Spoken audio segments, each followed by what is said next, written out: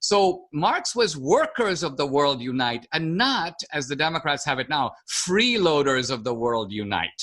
And Democrats today would seem to prefer that we don't work. Identify and try to diagnose, if you will, this new type of socialism, identity socialism, which is a marriage of classic socialism and identity politics. So think of classic socialism as essentially a strategy of Marxian division between the rich and the poor. Loosely speaking, it's a class divide. Well, for the modern American socialist left, the divide in society is that, but it's not just that. It's also a race divide, black against white. It's a gender divide, male against female. It's a sexual orientation divide, straight against gay and transgender. And it's also an immigration divide, legal against illegal.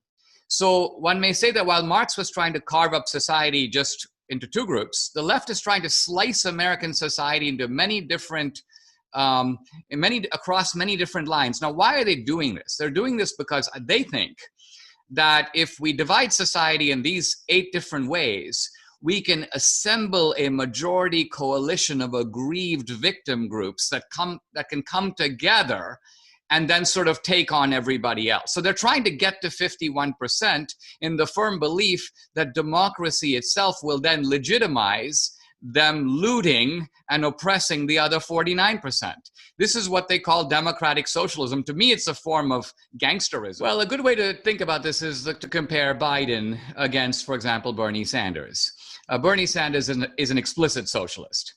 He sounds like an old-time socialist. I mean, there's a comic element to this. He honeymoons in the Soviet Union. He praises bread lines. They're a good thing.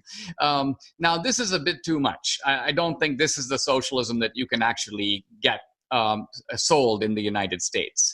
And so the Democrats have opted for, I would call it socialism light, or perhaps more accurately, creeping socialism. And that's Biden. So Biden, for example, opposed free college, but now he's for it. Why? Because the pull in the Democratic Party is toward the left.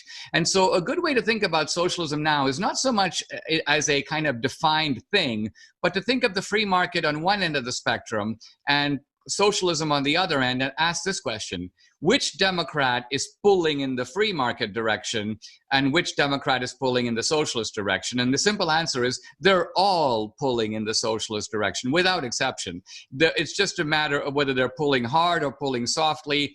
So I think the Democrats have decided, let's go with creeping socialism. It's more marketable than Bernie socialism.